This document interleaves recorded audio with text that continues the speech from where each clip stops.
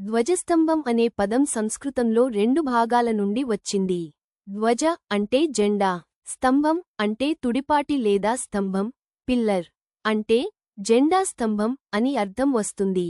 ధార్మికంగా ఇది దేవాలయ ప్రాంగణంలో గర్భగృహానికి ముందు ఉండే ఒక లంబమైన, పొడవైన లోహం లేదా కలపతో చేసిన స్తంభం.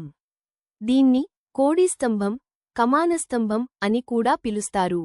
ధ్వజస్తంభం గురించి విశేషాలు. 1. ప్రతీకాత్మకత. ఇది దేవాలయానికి చెందిన శ్రేయస్సు, మహిమ మరియు శక్తిని సూచించే ఒక ప్రతీక. దేవుని అస్తిత్వాన్ని బయటకు ప్రకటించే ఉద్దేశంతో ఏర్పాటు చేయబడుతుంది. 2. ఆధ్యాత్మిక భావం. ధ్వజస్తంభం దేవుడికి అంకితమైన భక్తిని, వినయాన్ని సూచిస్తుంది. ఇది భక్తులు తాము గర్వాన్ని వదిలి దేవునికి శరణు వెళ్లే ఒక గుర్తుగా ఉంటుంది. 3. ధ్వజస్తంభానికి నమస్కారం ఎందుకు చేస్తారు? గుడిలోకి ప్రవేశించే ముందు మన అహంకారాన్ని వదిలి, భక్తిశ్రద్ధలతో దేవుని దర్శించడానికి సిద్ధమవుతున్నాం అనే సంకేతంగా దీన్ని పరిగణిస్తారు.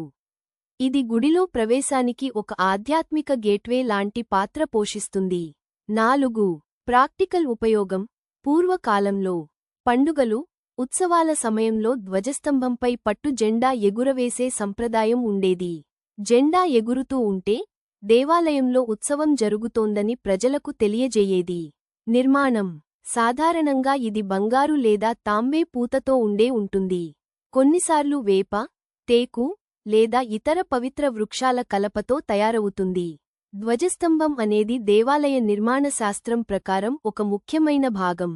ఇది భౌతికంగా స్తంభం అయినా, దానికి వెనుక ఉన్న ఆధ్యాత్మికత ఎంతో గొప్పది.